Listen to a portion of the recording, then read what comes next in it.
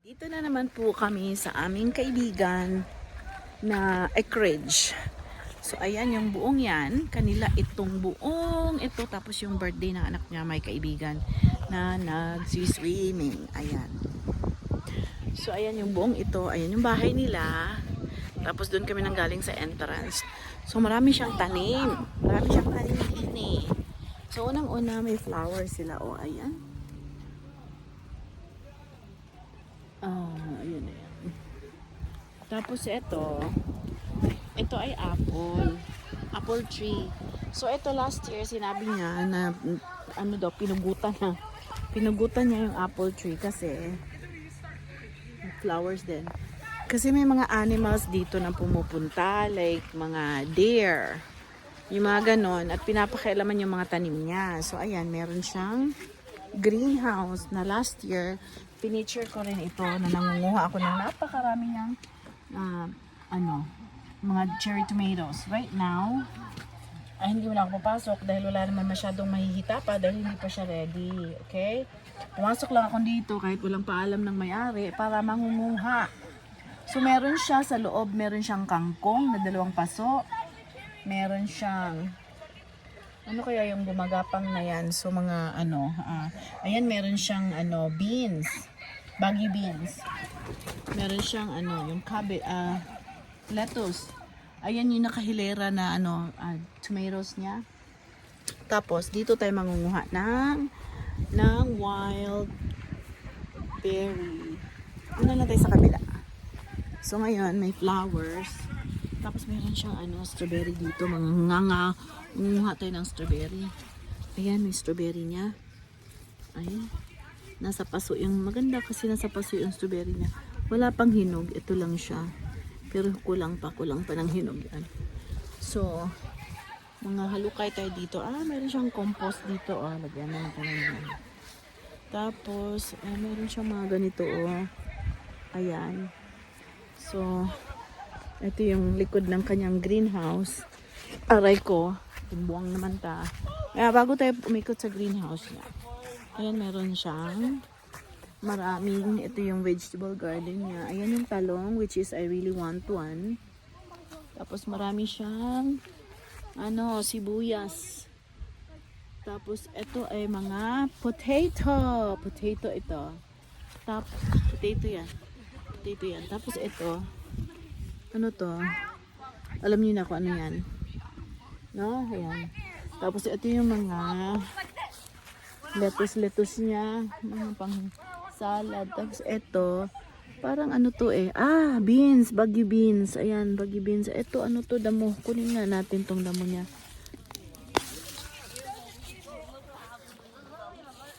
Ayan. So ito, yata din potato. Mga potato. So yun. So meron pa siyang ibang mga fruit tree doon. Meron yata siyang pear doon. If I'm not mistaken. So balik tayo sa likod ng kanyang greenhouse. Ayan yung greenhouse niya. Ito sa likod ng greenhouse. Kumuha tayo ng ayan yung kangkong niya. Kangkong.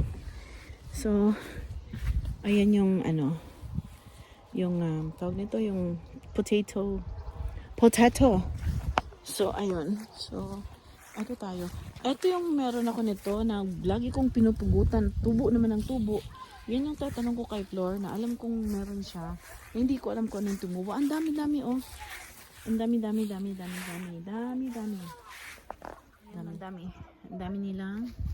Ang dami nila Kaya mangunguha tayo mga pards. Ayan, mga wild. May wild Ayan, mga wild. Sa likod ng kanyang greenhouse. Mga wild. Mangunguha tayo ng mga wild berries. Ito siya. Umpisahan na natin mga kapatid. Ay.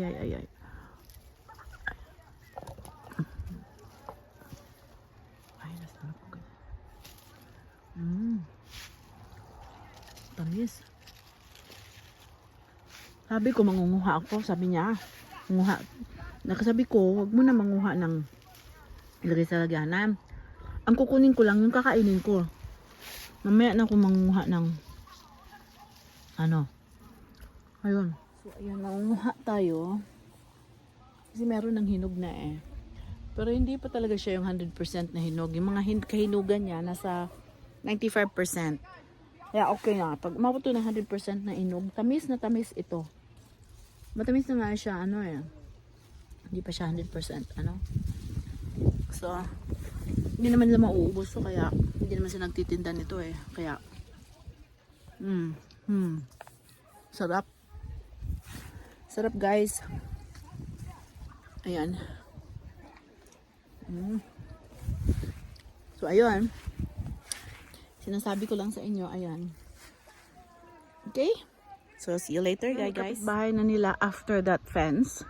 Malawak din ang, ano. Tapos, ayan yung back nila. So, ayun. Meron silang ano dito. Nakahanda ng, tingnan mo. Ang pagkakagawa talaga. Ready for ano na. I think this is kalabasa, guys. Meron pang naligaw na kamatis. I think this is kalabasa. And ready to katay-katay. So, ayan, balik tayo sa wild berries na to that ako naluloka dito. Ako'y magpipitas. So, yun lamang.